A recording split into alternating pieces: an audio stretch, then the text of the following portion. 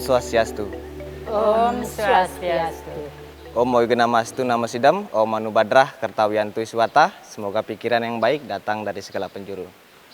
Umat Indus Dharma, pemirsa TVRI dimanapun berada, senang sekali rasanya saya Kadidana dapat berjumpa kembali dengan pemirsa dalam segmen Mimbar Agama Hindu yang diselenggarakan oleh TVRI Provinsi Sulawesi Tenggara dan Badan Penyiaran Hindu Provinsi Sulawesi Tenggara.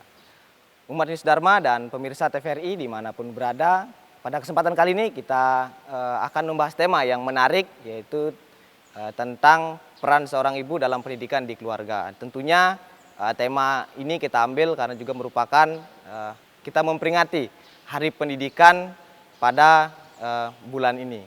Nah, untuk pemirsa TVRI dimanapun berada dan umat Hindu Dharma dimanapun berada, kali ini di tempat ini kita sudah hadirkan dua narasumber kita. Yang pertama ada Ibu Desa Ketut Sutiari, SSI, MSI. Om Swastiastu, Om Ibu. Swastiastu. Ya, Astungkara, bagaimana kabarnya Ibu? Baik, Astungkara, Pak. Baik, oke. Astungkara, kita selalu diberikan kesehatan, kekuatan untuk selalu menjalankan aktivitas kita. Nah, pemirsa, di hari ini juga sudah hadir narasumber kita yang kedua, yaitu Ibu Ni Nyoman Sutaria Dewi, SIP. Om Swastiastu. Swastiastu. Bagaimana kabar hari ini, Bu? Astungkara sehat dan Sehat, ya? semangat selalu. Astungkara. Ibu Nyoman merupakan salah satu pengurus di WHDI atau Wanita Hindu Dharma Indonesia Kota Kendari, dan beliau menjabat sebagai sekretaris umum di WHDI Kota Kendari.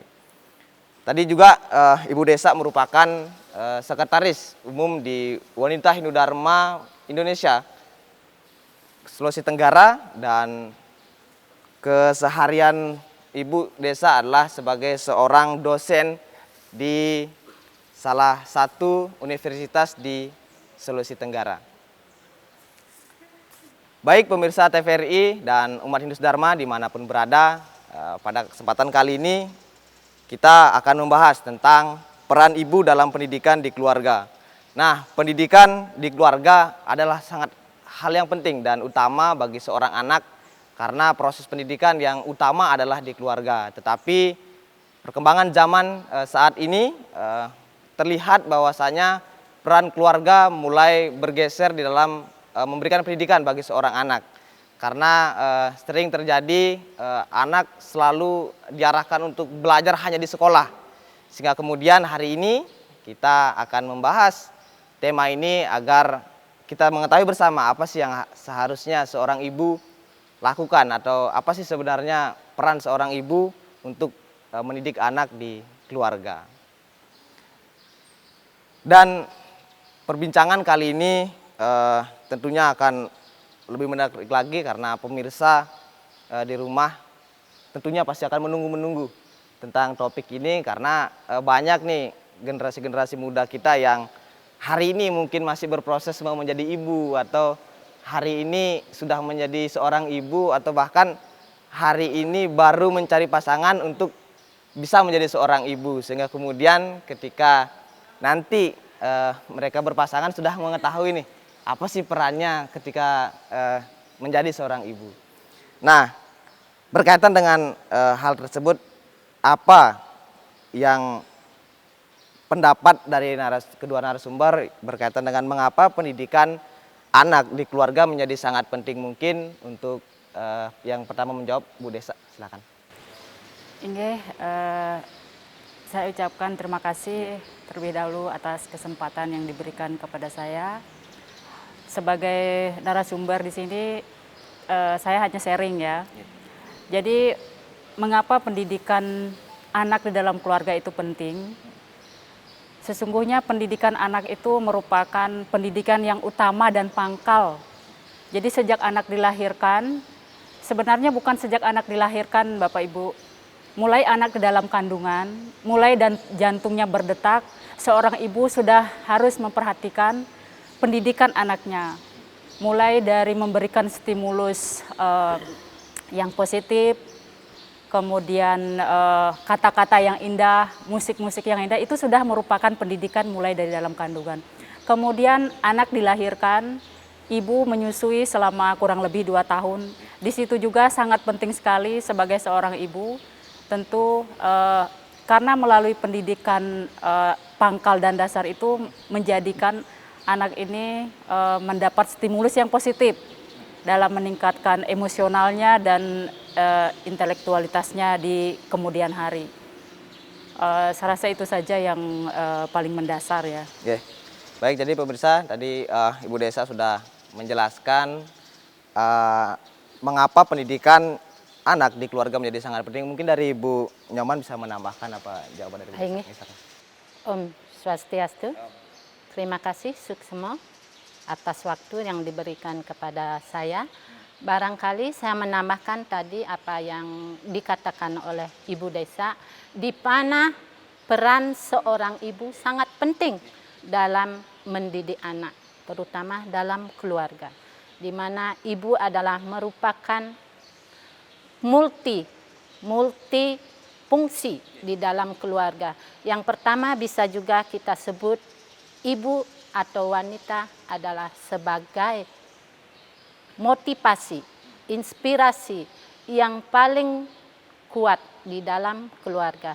Sehingga seperti dikatakan Ibu Desa tadi, mendidik anak sejak ada dalam kandungan. Bagaimana kita mendidik, bagaimana kita caranya berbicara dalam saat kita mengandung, bagaimana berbuat yang baik sesuai dengan ajaran Hindu, sehingga anak nantinya lahir menjadi anak yang suputra, anak yang bisa menolong dirinya nanti di saat dia lemah, di saat ada penderitaan, bisa menolong diri sendiri dan bisa menolong keluarga. Mungkin itu yang diinginkan oleh keluarga, seluruh mungkin keluarga, walaupun bukan yang Hindu, mungkin pemirsa yang lain juga menginginkan putranya menjadi suputra yang nantinya bisa berguna bagi keluarga, bagi diri sendiri, dan bagi negara dan bangsa. Sehingga kita sebagai ibu harus dengan tulus ikhlas membimbing, mendidik anak kita sesuai dengan ajaran Dharma. Nah, barangkali itu penamanya Pak. Baik, Ibu Desa, tadi Ibu Nyoman sudah menambahkan mengapa pendidikan anak di keluarga menjadi sangat penting. Nah, pemirsa, betapa pentingnya pendidikan seorang anak dalam keluarga, sehingga kemudian kita sebagai seorang ibu atau calon-calon seorang ibu harus menerapkan apa yang tadi disampaikan. Mudah-mudahan nanti ini calon-calon ibu dan calon-calon perempuan yang akan menjadi seorang ibu bisa menonton video ini dan mengetahui apa sih perannya pendidikan dalam keluarga. Nah, yang kedua nih, selain seorang ibu, siapa saja yang bertanggung jawab dalam pendidikan untuk anak itu di dalam keluarga? Maksudnya selain seorang ibu, siapa saja nih yang harusnya memiliki peran untuk bertanggung jawab sebagai pendidikan di dalam keluarga ini? Mungkin dari Bu Nyoman bisa memberikan jawaban terlebih dahulu. Barangkali di dalam mendidik anak kita ini adalah peran, bukan hanya peran seorang ibu saja. Kita punya suami berperan, nenek kakek di dalam keluarga berperan untuk mendidik anak-anak kita. Sehingga kita bisa melaksanakan ada 8 fungsi keluarga di dalam agama Hindu. Ada 8 fungsi agama Hindu, yaitu pertama fungsi agama. Disitulah peran keluarga. Cara mendidik anak kita, bagaimana kita mengajarkan kaidah-kaidah agama yang benar sehingga nantinya dia bisa menjadi anak yang suputra dan berguna bagi diri sendiri dan negara. Yang kedua, kita harus memiliki fungsi juga, yaitu fungsi sosial budaya. Bagaimana kita dengan santun, kedua orang tua, biasa dalam keluarga ada nenek dan kakek, dengan santun membina anak-anak kita, tidak dikasari, sehingga anak-anak kita nantinya menjadi disiplin baik dalam berbuat, baik dalam berpikir, baik dalam perbuatannya sehari-hari. Yang ketiga mungkin dalam fungsi keluarga sebagai fungsi kasih sayang. Bagaimana kita mengasihi anak-anak kita? Memberi kasih sayang kepada anak kita tanpa pamrih. Nah, itu kita selalu mengasihi anak-anak kita. Barangkali yang keempat lagi yaitu fungsi keluarga sebagai fungsi sosial budaya. Sosial budaya secara santun kita mengajarkan anak-anak kita sehingga nantinya menjadi pribadi yang baik. Yang selanjutnya ada juga fungsi reproduksi. Nah, di sini sangat ditekankan karena kita sebagai wanita yang sudah barang tentu nanti akan memproduksi. Ada keturunan nantinya kepada anak-anak kita, putri remaja, sehingga putri remaja, baik dari kecil sampai besar kita mendidiknya. Seperti dibilang tadi sama Pak Kadek, bahwa anak-anak putri kita ke depannya, dialah yang akan melahirkan generasi-generasi yang bisa berbuat bagi bangsa dan negara, sehingga kita sebagai seorang ibu patut membina, mendidik anak-anak kita dari kecil sampai dewasa. Calon nantinya sebagai calon pengantin atau catin, sehingga kita memberi dia, ada fungsi kesehatan di sana.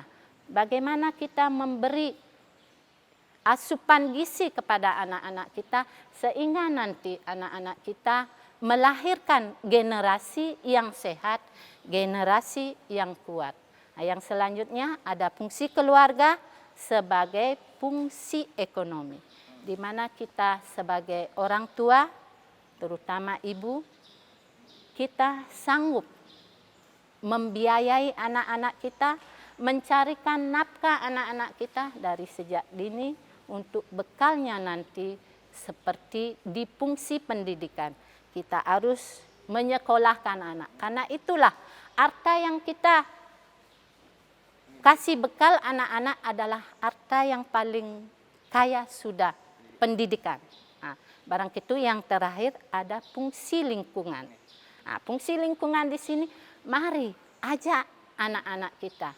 Dia tahu bagaimana, karena kita di samping kita hidup, dianugerahi oleh Tuhan, lingkungan, lingkunganlah yang memberikan kita kehidupan, sehingga kita wajib menyampaikan kepada anak-anak kita bahwa kita harus menghargai lingkungan. Nah, barangkali itu Pak Kadek dari segi pendidikan. Terima kasih Ibu Nyoman, tadi atas jawabannya sudah banyak menjelaskan mengenai siapa saja yang harusnya berperan di dalam keluarga untuk pendidikan anak. Nah, mungkin dari Ibu Desa bisa menambahkan sedikit dari apa yang disampaikan Ibu Nyoman. Silakan, Bu Desa. Iya, tadi sudah dijelaskan secara panjang lebar siapa yang berperan.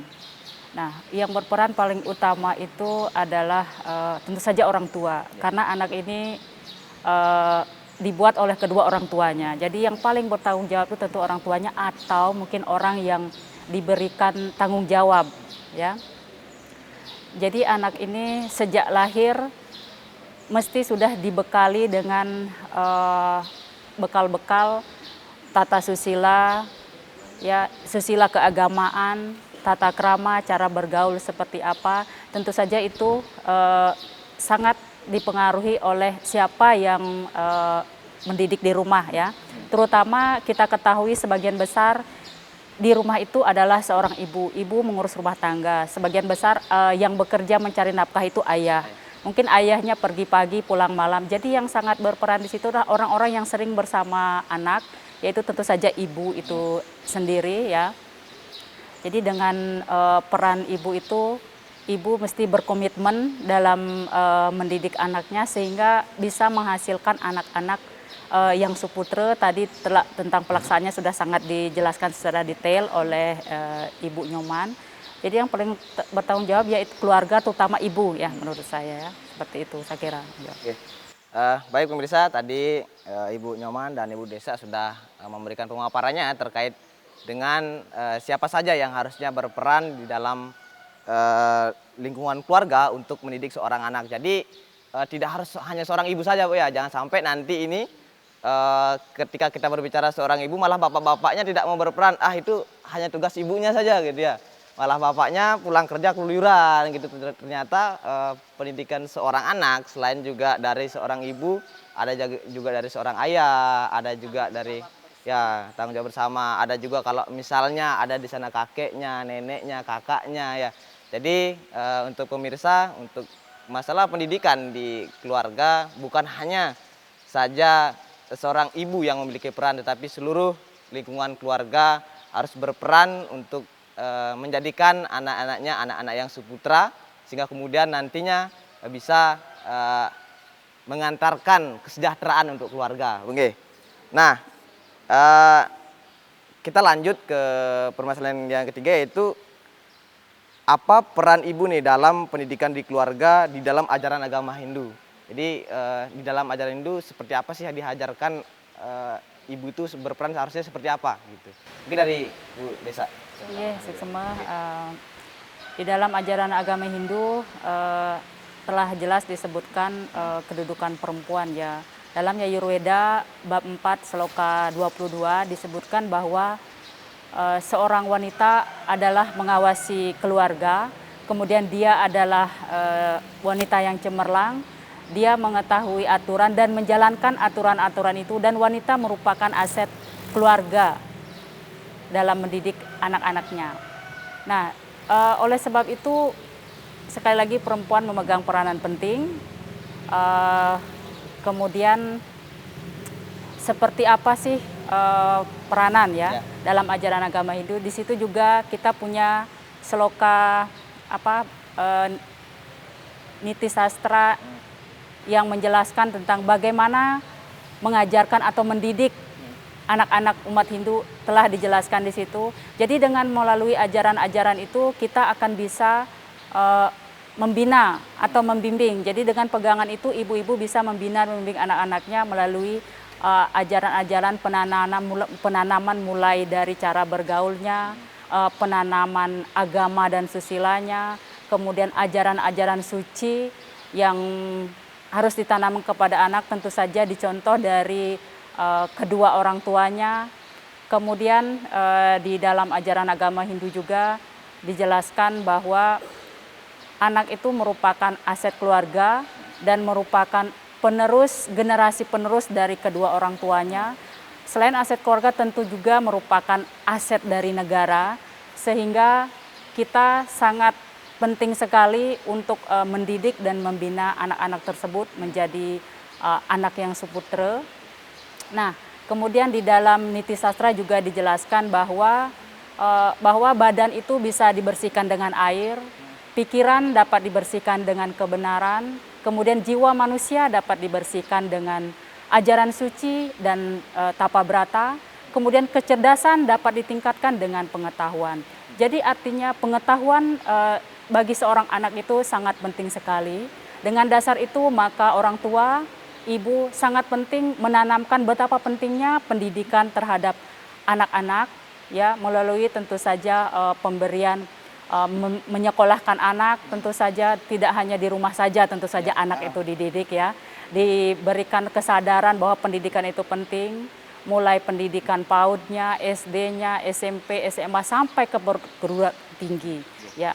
Tentu saja untuk membekali mereka ilmu pengetahuan untuk mempersiapkan diri di masa mendatang untuk hidup yang lebih mandiri lagi. Saya kira itu saja. Baik, terima kasih Bu Desa atas jawabannya berkaitan dengan tadi peran ibu dalam pendidikan dalam ajaran agama Hindu. Mungkin dari Bu Nyoman bisa menambahkan apa jawaban dari Bu Desa? Silakan. Saya menambahkan sedikit. Yang tadi dikatakan Ibu Desa adalah peran seorang ibu di dalam ajaran agama Hindu. Dia dari segi agamanya, mungkin yang di sini dari segi kesehatan. Nah, di mana kita sebagai ibu sangat berperan penting. Di mana ibu atau wanita adalah wanita yang termulia. Di mana wanita itu dihargai, pasti di sana akan ada kebahagiaan. Begitu juga cara kita mendidik anak kita, misalkan dari segi kesehatan. Dari kecil anak kita dididik, dikasih pengarahan-pengarahan, pendidikan pendidikan yang rohaninya dan terutama dari segi kesehatan. Yaitu segi kesehatan pertama asupan gizi terutama. Kalau asupan gizi anak-anak dari sejak lahir sampai dia dewasa sudah barang tentu akan menghasilkan anak-anak yang sehat ke depannya, anak-anak yang cerdas ke depannya, sehingga ibu-ibu pemirsa di rumah tanpa pamrih mari kita didik anak kita baik dari segi ajaran agama yang dibilang tadi Ibu Desa maupun dari segi kesehatan. Sehingga kita ibu-ibu tidak pernah merasa susah, merasa capek mengurus anak. Kita berikan dia menu yang bisa menjadi asupan gizi sehingga dia menjadi pribadi yang sehat ke depannya dan melahirkan nanti anak-anak kita lah yang nanti melahirkan generasi yang sehat. Apalagi zaman sekarang ibu-ibu, bapak-bapak pemirsa di rumah, masalah stunting merupakan isu nasional di mana kita harus memberikan asupan gizi yang layak kepada anak-anak kita baik dari sejak dalam kandungan sehingga gejala-gejala stunting bisa kita atasi. Disitulah peran seorang ibu sangat penting untuk bisa mencegah atau bisa kita ikut melaksanakan program pemerintah di mana isu sekarang adalah tentang stunting. Nah, barangkali itu penambahannya. Baik, terima kasih Ibu Desa, Ibu Nyoman tadi sudah menjelaskan terkait peran ibu di dalam ajaran agama Hindu.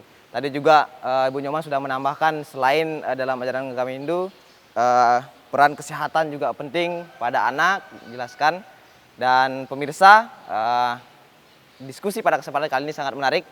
Untuk pemirsa TVRI dan umat Hindu Dharma dimanapun berada, jangan kemana-mana karena kami akan kembali setelah pesan-pesan berikut ini.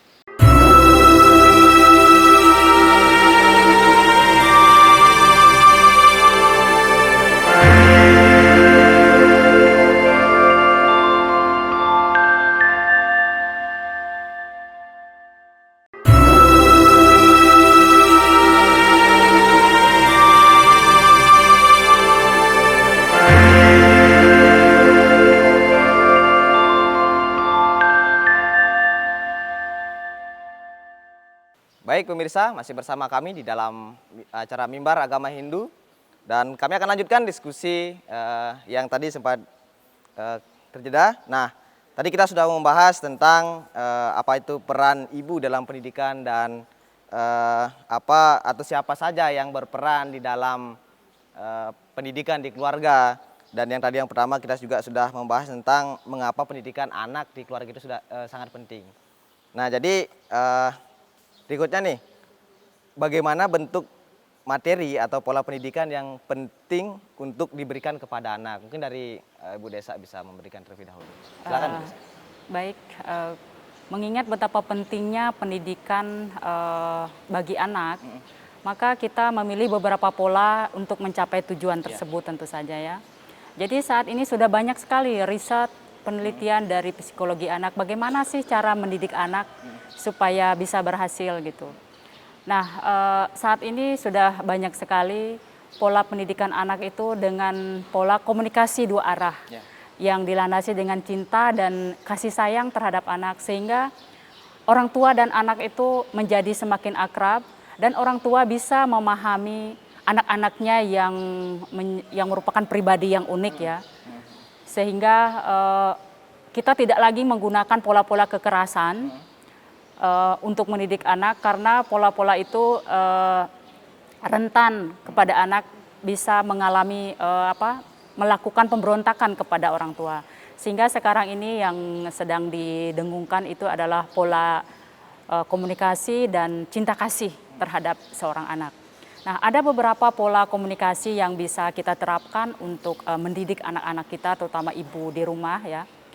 Pertama yaitu bercerita. Jadi apabila kita sebagai orang tua terbuka bercerita terhadap anak, itu akan menjadi contoh kepada anak. Anak-anak akan bercerita tentang hari-harinya, permasalahannya, sehingga terjalin komunikasi. Anak itu akan bersifat terbuka gitu ya, sehingga orang tua bisa mengetahui apa yang terjadi terhadap anak. Jadi dengan metode bercerita itu akan merangsang anak untuk menceritakan apa sih yang dialami gitu. Kemudian yang kedua yaitu pola mendengarkan.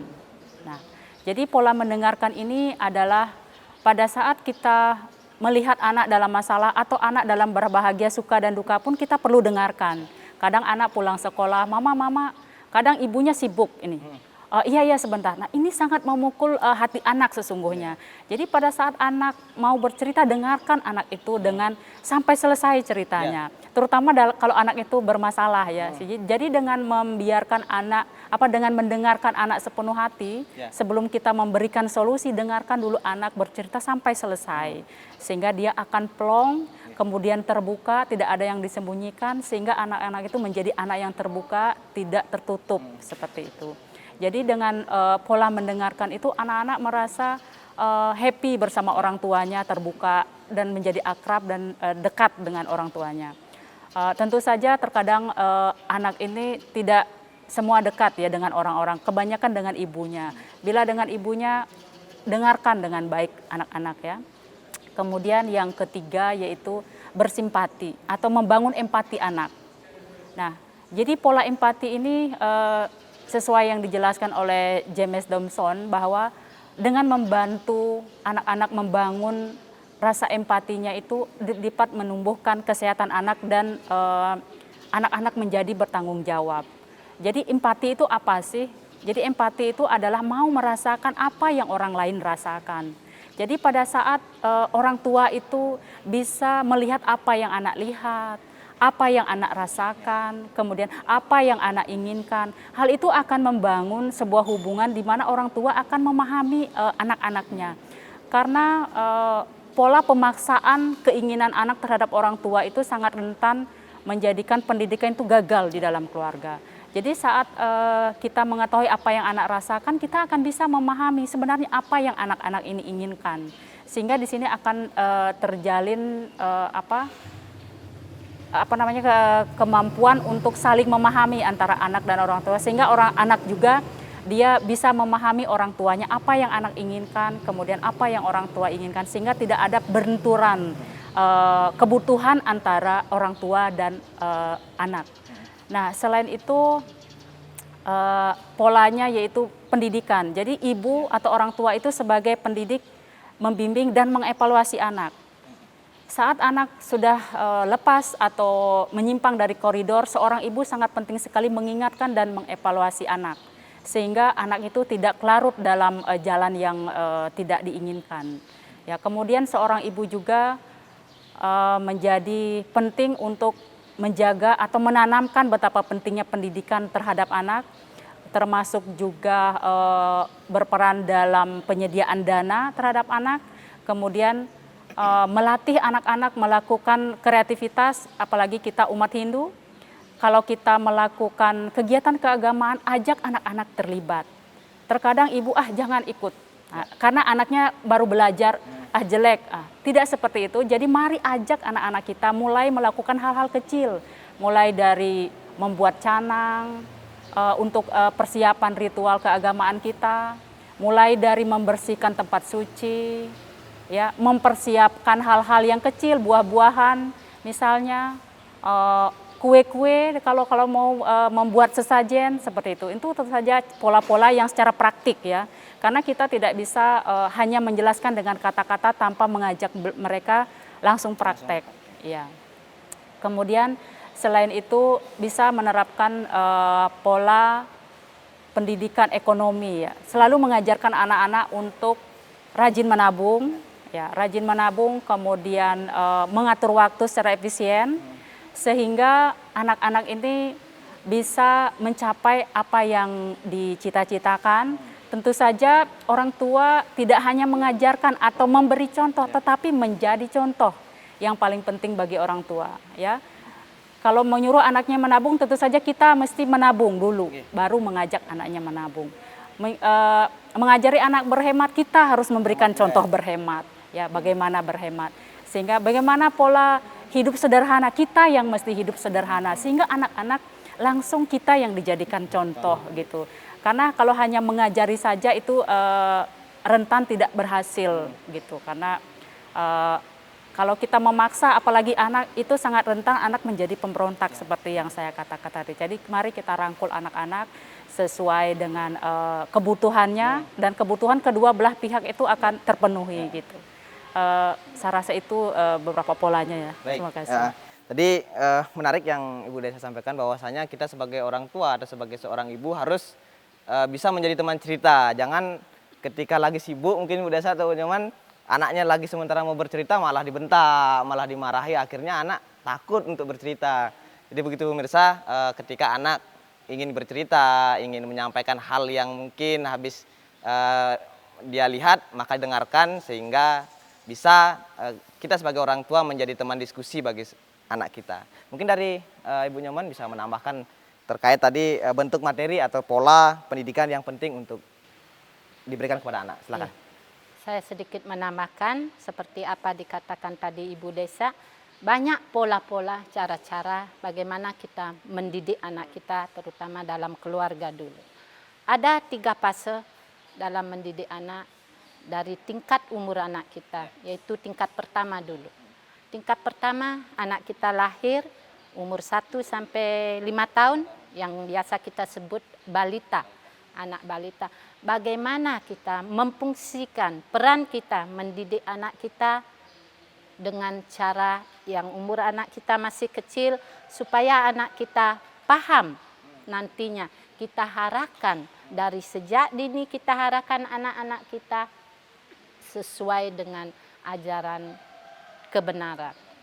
Sehingga anak kita nantinya ke depannya menjadi generasi-generasi yang sudah berakhlak mulia. Itu kalau dari balita. Yang sangat penting adalah lagi asupan gizinya. Asupan gizi anak-anak kita, yaitu umur 1 sampai 2 tahun adalah itu merupakan masa keemasan, di mana otak anak-anak di umur 2 tahun ke bawah merupakan fase keemasan. Sehingga pola ibu dalam mengasuh anak-anak, mari kita selalu menyediakan makanan yang bergizi bagi anak-anak kita, sehingga nantinya anak-anak kita yang dari bayi menjadi dia remaja, sehingga dalam nanti remajanya dia bisa dia berpikir yang baik, di mana seperti tadi dibilang 8 fungsi keluarga, sudah itulah pola-pola cara kita mendidik anak. Seperti fase yang kedua, yaitu saat anak kita remaja, bagaimana kita mendidik anak kita, karena zaman sekarang adalah zaman IT. Tidak bisa kita memaksakan anak kita didik anak kita dengan cara kelahiran kita zaman dahulu. Misalkan saya lahir zaman dahulu, didikan orang tua saya begini bla bla, tidak bisa kita laksanakan pendidikan seperti yang kita dapatkan dari orang tua kita. Mari kita didik anak-anak kita sesuai dengan zaman dia dilahirkan.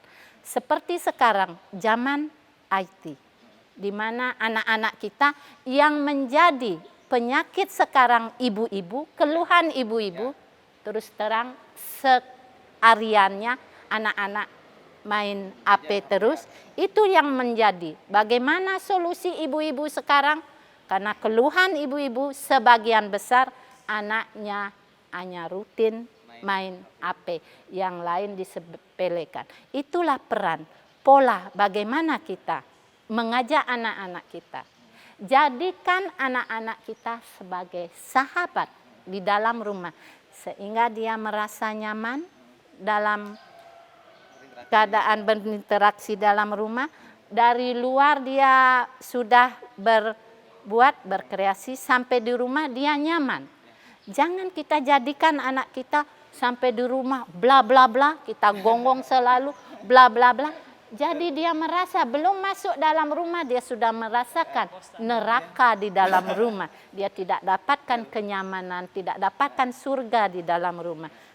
Itu yang fase saat anak remaja, yang tentunya nanti yang paling penting sekarang adalah mendidik anak kita yang nantinya dia akan menjadi calon pengantin, catin.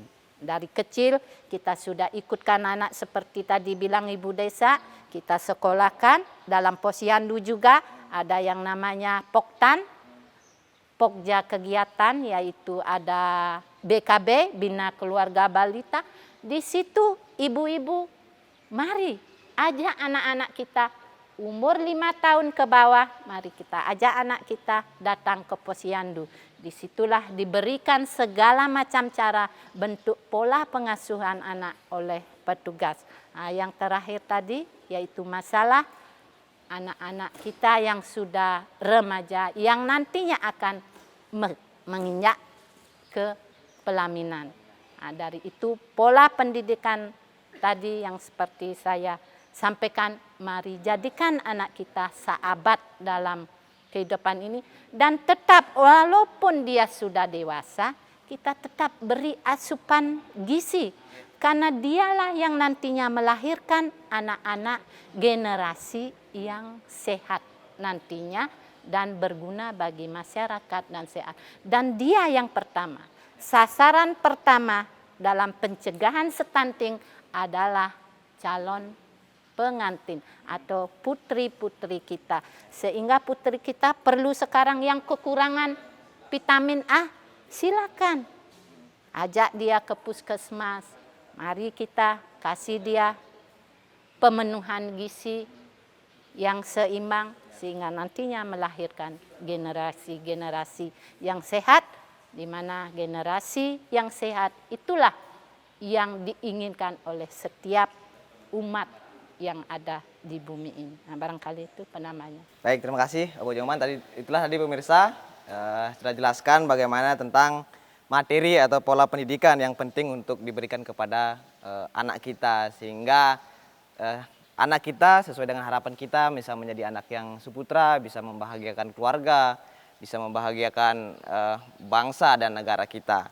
Nah, yang selanjutnya adalah ketika kita memberikan pendidikan sebagai seorang ibu untuk anak, mungkin sebagai keluarga memberikan pendidikan kepada anak-anak kita, tentunya pasti ada kendala atau tantangan di dalam kita mendidik anak-anak kita, mengarahkan anak-anak kita. Nah, apa sih yang menjadi tantangan atau kendala dalam proses pendidikan anak di dalam keluarga itu? Mungkin dari Ibu Nyoman bisa berikan jawaban. Ini adalah pertanyaan yang betul-betul menyentuh hati ibu, yang barangkali sekarang memang itulah permasalahan yang banyak dialami oleh ibu-ibu kita di dalam mendidik anak. Ya, kendala permasalahan yang utama sekarang adalah zaman. Zaman sekarang itu yang banyak keluhan ibu-ibu sekarang. Anak saya begini, bawa begini, hanya main HP saja, ini tak mendengarkan kalau diperintah. Nah, itu keluhan, itu suatu masalah. Tapi kita tetap harus bersabar dan bersabar, selalu mengarahkan bagaimana sisi positifnya, sisi baiknya. Seperti apa yang saya bilangkan tadi, mari kita didik anak kita di dalam kelahiran dia, di zaman lahirnya dia. Misalkan sekarang dia, kendala kita dia selalu main HP. Nah, biasanya kita di rumah, nak tolong ambilkan mama ini. Tunggu dulu mak, masih aktif. Dulu kita harus sabar dan selalu sabar, selalu mengarahkan. Dan jangan bosannya selalu kita mengarahkan anak-anak kita, karena zaman sekarang itulah kendala-kendala kita. Dan sekarang apalagi ada begini begitu di luar, dia keinginannya tidak sama kita dulu. Maka saya bilang tidak bisa kita mendidik anak dengan cara kita yang dulu, tapi kita didik anak kita dengan cara yang sekarang, tapi dengan batas kebenaran. Jadi itulah input daripada mendidik anak kita, yaitu dengan benarnya, dengan nyamannya sehingga dia merasa nyaman, merasa dihargai di dalam pendidikan. Banyak yang lain kendala-kendala, tapi apapun kendala atau masalah di dalam keluarga, di dalam hal mendidik anak, bisa kita solusikan. Seperti kata tadi, mari kalau anak-anak kita tidak mau, biasanya di pura banyak anak-anak muda yang ikut bergabung dalam kegiatan keagamaan. Mari, biasa anak-anak kendala kita, jangan mi ikut mak. Tapi perlu kita sebagai orang ibu atau bapak, kita sedikit memaksa anak untuk berbuat sepanjang hal itu untuk kebaikan. Nah, barangkali itu penamanya Pak Kades. Baik, terima kasih Ibu Nyoman tadi sudah menyampaikan terkait dengan kendala atau tantangan dalam proses pendidikan di dalam keluarga. Tadi juga sudah disampaikan bahwa yang menjadi tantangan yang terbesar hari ini adalah penggunaan handphone ya kepada anak. Jadi bukan berarti kita melarang untuk mereka menggunakan handphone atau bermain game, karena memang sudah masanya Bu ya. Karena bukan lagi mungkin ketika kelahiran ibu-ibu dulu enggak ada handphone, jadi enggak main handphone gitu. Bukan berarti dilarang, tetapi dibatasi agar sesuai dengan yang apa harusnya dia lakukan. Baik pemirsa TVRI dan umat Hindu Dharma dimanapun berada, sangat menarik sekali tadi kita sudah berapa membahas tentang peran seorang ibu dalam pendidikan di keluarga. Tetapi pemirsa jangan kemana-mana karena kami akan kembali setelah pesan-pesan berikut ini.